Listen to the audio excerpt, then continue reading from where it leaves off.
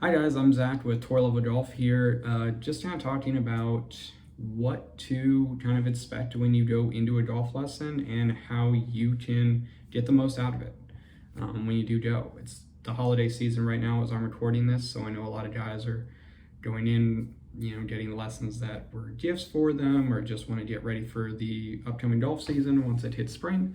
So just wanted to kind of help anybody out for doing this. I've been a golf instructor for the last 11 years.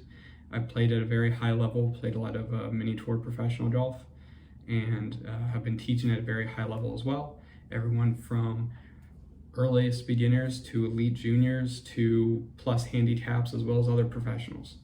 But one time talked about what the last 11 years have kind of helped me see a little bit, and hopefully it helps some of you out. So very first thing kind of wanted to talk about when you do go into a golf lesson that I would think of ahead of time is having a goal. So one of the most common things we do at our office when someone comes in or inquires with us is what makes you want golf lessons or what makes you feel like you need them. And the most common question the most common response that we get every single time, like without a doubt, is because I suck at golf. And that's fine, but that does not give us any clear leeway into what you actually want to do, right? Do you want to lower your scores? Do you just want to hit the ball better? Do you want to outdrive your friends? Do you want to look more confident playing and play faster? Like, what does that entail? And that sentence can just make it really hard for a coach to work with. Like, it's just not a lot. So what I would do is kind of go in, and if you don't have a goal and you just don't know, you just know you think you suck and you want to get better, let the coach help you. Let the coach help you find a goal, like get to the root cause of that. If, like I said, it's you want to play more confidently or you genuinely want to lower your handicap, lower your scores, they can help establish some really good goals to set for those things. But goal setting really early on in the process is great because whatever you guys talk about from there on can always be referenced back to that main goal. So going from there, it's talking to the coach about the issues you want to tackle first. So we refer to them as main frustrations, like what makes you mad on a golf course, what makes golf less fun, right? Is it hitting balls out of bounds? Is it duffing iron shots down the fairway? Is it four putting? Could be anything, but what are those things that make you upset? And bring those up really early on and say, hey, these are the things I want to actually take on. And that can be your main goal, or it could be just part of the process, right? Hey, my main goal is I want to lower my score, but I do hate hitting all these balls out of bounds. Well, guess what? You stop hitting balls out of bounds, your score is going to come back down as well. So those things are going to help. So going on from that, kind of once we go through the whole like talking and main phase of those things, is being able to manage the expectations. I think a lot of people go in thinking that if they have a certain problem, it's going to be fixed right away. And that's not always the case. It can be, it isn't always. Because when you go in, there could be 3 huge flaws, there could be 14. Like, you have no idea. And that's what that coach is there to do. They're there to see what's going on and say, hey, here's what I see, here's what we're going to fix, here's how we're going to tackle these issues. And so one of the big parts of that too is making a real change is difficult. Actually committing these changes into muscle memory can take a really long time for some, especially if you're a player that's played for a very long period of time and you've been doing the wrong things a lot. It can just be really hard. Or if you're a really early beginner who doesn't have the old muscle memory of wrong moves, but you still struggle to hit the ball in the middle of the face, guess what? Committing those changes is still going to be hard. So it's just understanding that it's a lot more like playing an instrument in that sense. Like, you don't pick up a guitar and learn One by Metallica in one sitting overnight. You can, but it's probably less likely. And I think, just like I said, being prepared to not be disappointed, but just going in understanding those things. And then understanding time priorities as well. Another question I asked a lot of my students early on is how much time can you dedicate to this? Not just coming in for lessons, but how much time do you actually get to go out to the practice facilities? How much time do you actually get to play? Is this even your main hobby? I have one of my students who I'm very close with, and he's very honest with me. He said, golf is not my main hobby. I do other things. He goes, I don't expect to be amazing at this. I expect to be kind of decent because I play it, but I'm maybe going to dedicate 2 hours a week at most. And that's totally fine. But it's understanding if it isn't your main priority, you're probably not going to progress at the same rate other people might. And that's totally fine. But the other part of that is improvement doesn't mean that the next time you go out, you're going to score better. It means you're going to be on track to score better or fix whatever problems you have down the road. And my current supervisor says one of the best opening lines in every kind of intro lesson that he does. He says, where do you want to be in 6 months to a year? And I think that's great because it kind of gives them a time frame of, hey, yeah, whatever I feel like tomorrow after this lesson isn't how it's going to be. I'm looking at the goal for 6 months from now. I'm looking at the goal for a year from now. Some people's goals won't take that long. Some people want faster fixes. Some people we are only going to see for a single session, but it's allowing that time to kind of happen, and for whatever changes you guys do make, whether it's in one session or repeating sessions, to happen over the course of time. So in addition to that, obviously I've referenced, using a golf coach or someone like that a bunch, but it's finding the right coach for you every single time. This can be difficult because when people search for golf lessons, a lot of times they land on a company page. I currently work for a very large golf instruction company. My face is on the website if you really dive into it, but I'm not the first face you see. And a lot of times when you book an appointment online for your first intro appointment, you have no idea who it is. You just got a golf coach. But when you do search for a golf coach, one of the very important things is making sure they have the facilities you will need to fix the issues you want. Like I said, I've taught golf for 11 years. About 4 of those years I worked exclusively on a driving range with no putting green and no chipping area. And so I was primarily a full swing coach at that time. That's what we could do. But, my current job, we were able to obviously use high-speed cameras, full body motion capture, and then we have contracts with other facilities to do short game, putting, on-course lessons even. We have those options where if you want a bunker lesson and the facility that the coach is at does not have a practice bunker, unless they can guarantee a half-hour block on the 7th hole where no one's going to hit it in that bunker, it's really hard to kind of pick them as that coach to help fix those issues.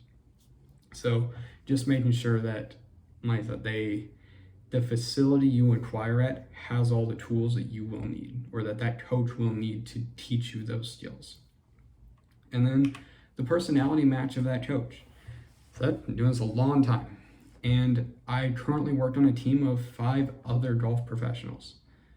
And when sometimes those personalities don't match, we encourage people, hey, if we're not kind of interacting the way you would like, you are welcome to try out another coach. And if that is something you prefer more, absolutely.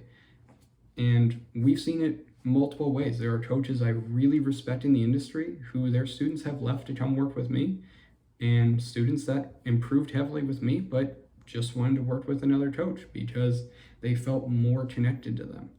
And especially with us, these are guys that I saw every week or a couple times a month.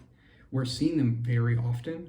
So you want someone that you feel very comfortable with. And a lot of times teaching styles kind of blend into that because not all coaches are the same.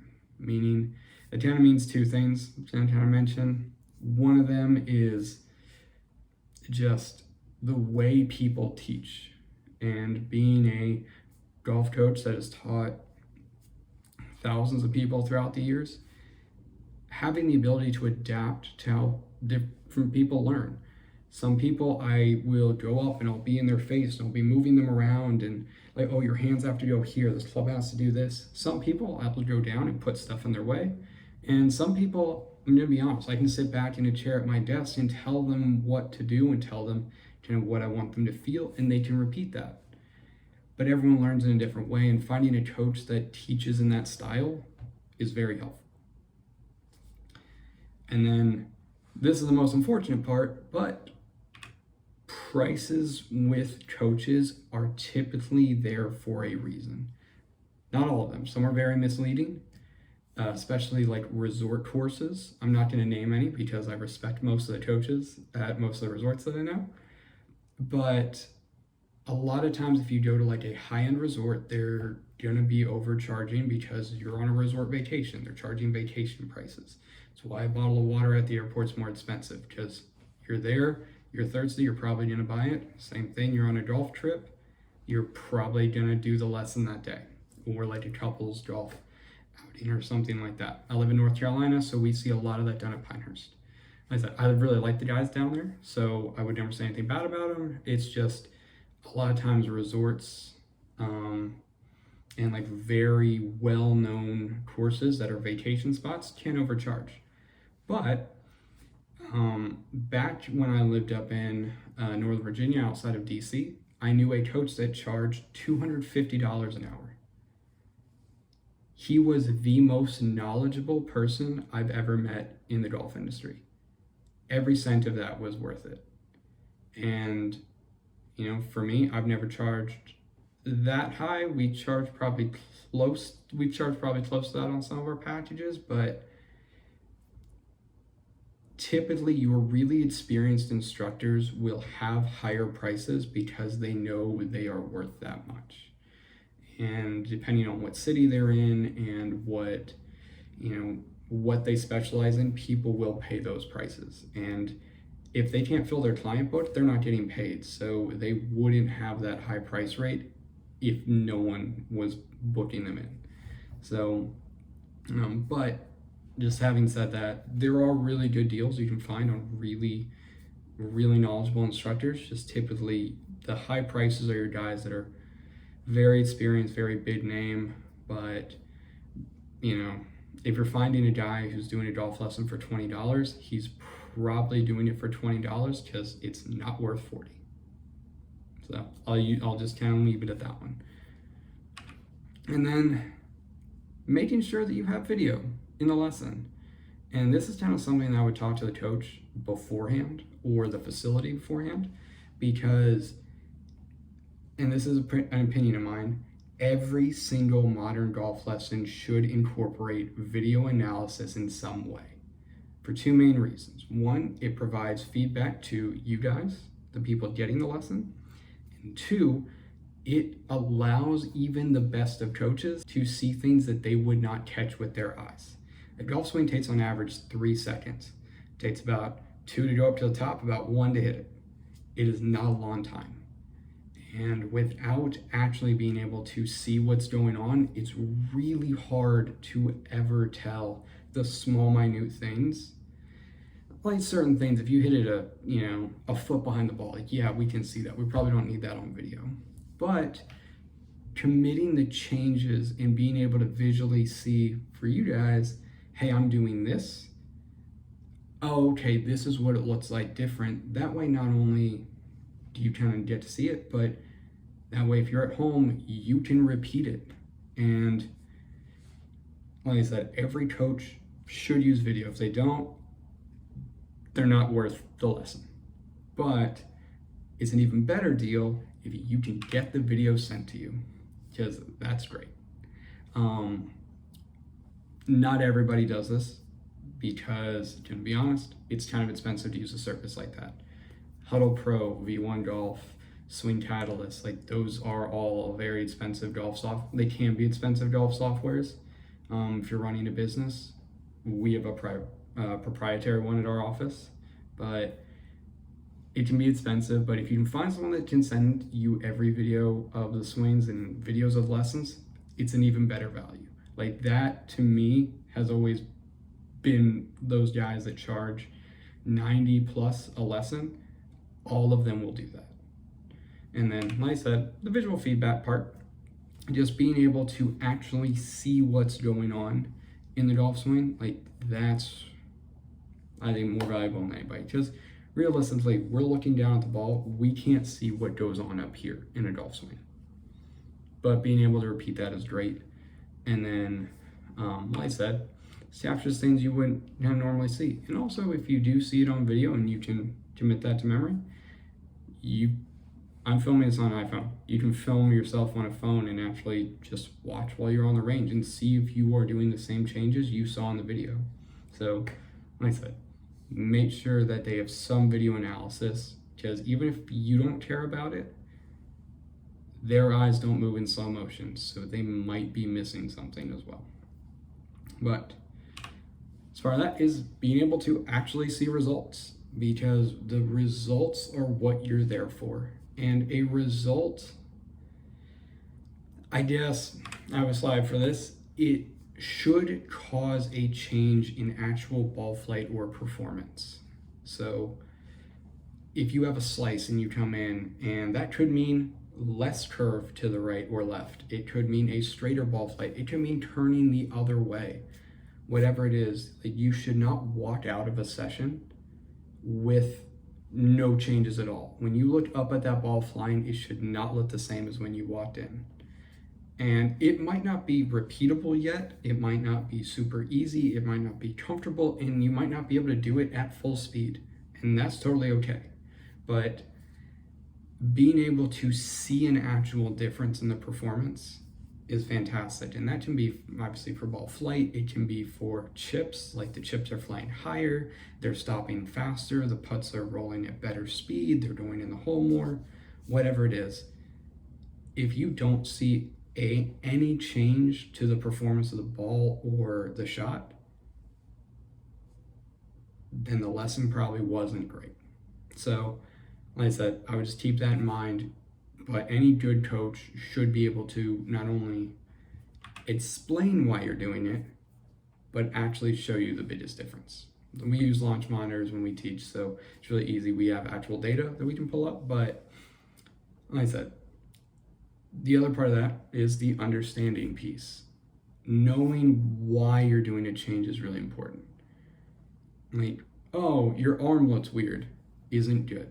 Like, no respectable golf teacher teaches you something because it looks weird. It's because you are, like, it is causing some reaction that is making the ball flight bad, or your shot's worse in some way. Like, yeah, your elbow being up might not be great, but is your elbow going down gonna move the club face a ton? Maybe not. Is it going to externally rotate the shoulder to move the club down plane so that you increase tilt and then you swing straighter on line? Possibly. Like, that'd be a good reason for it. Oh, just want to rotate the face a little bit more over. Like that, moving the elbow down a ton might help, but it might not. So, like I said, a coach that can explain why you're doing it in 10 words or less probably knows what they're talking about as well. So obviously this was all technical, but it should be fun. Golf is a game. It's fun to play. It's one of my biggest passions in life. So being able to actually go out and make the practice enjoyable is great. I'm gonna throw the image up here of one of the best drills in the world. This is not a fun drill. This is very frustrating. But if you have a yardstick and can do this, it is the best drill for start line I've ever seen. It's great. Making that practice fun in some way. So whether it's, going out and saying, oh, great, I just want to rotate the face or something. My favorite things to do was try to hit the flag that was like 25 yards away at the driving range. I'm hitting it like far enough to go 200, but I'm trying to line it up to take the flag out, because that was more fun than just trying to see the ball go kind of straight over and over again. Or, like I said, when you're putting, doing different there's a lot of good putting games. Doing the tit-tat-toe game for speed control is a really kind of easy one that everyone kind of knows, which is really easy to look up. The tit-tat-toe putting game. It's great being you two people for it. But any gamification, it can be tedious. I've listened to probably 6 full audiobooks on a putting green just because I wanted to make putting practice less boring. But finding some way that even if you don't know, that coach probably does. Because if they're an experienced coach, they've probably seen 1,000 drills and 1,000 versions, 1,000 different ways to train something in. And they'll have this whole list of good drills that are less boring than, hey, just repeat this 100 times. But, like I said, the whole point of this is to eliminate the frustrating parts of the game. So if you're not seeing that, or if you feel like that coach isn't tackling the issues, I would let them know, like, hey, this does not help the thing I want. And that's okay. People have flaws. Some golf coaches aren't great at that. But, letting them know and just understanding, like, hey, I'm here to make golf more fun for me will help a lot in the long run. But hope this helps, guys. I know I kind of word vomited for like 22 minutes, but just hope everyone can kind of go into their golf lesson, or even if you're thinking about going into a golf lesson, just keeping some of those things in mind, because it can be a scary scenario for people. A lot of people get very nervous. A lot of people get very excited. A lot of people can get their hopes dashed if it's very different from what they expect. And I love teaching golf. I love getting better at golf, and I love watching other people get better at golf. So just letting or helping someone have the best lesson experience they can. And to be honest, I can only teach about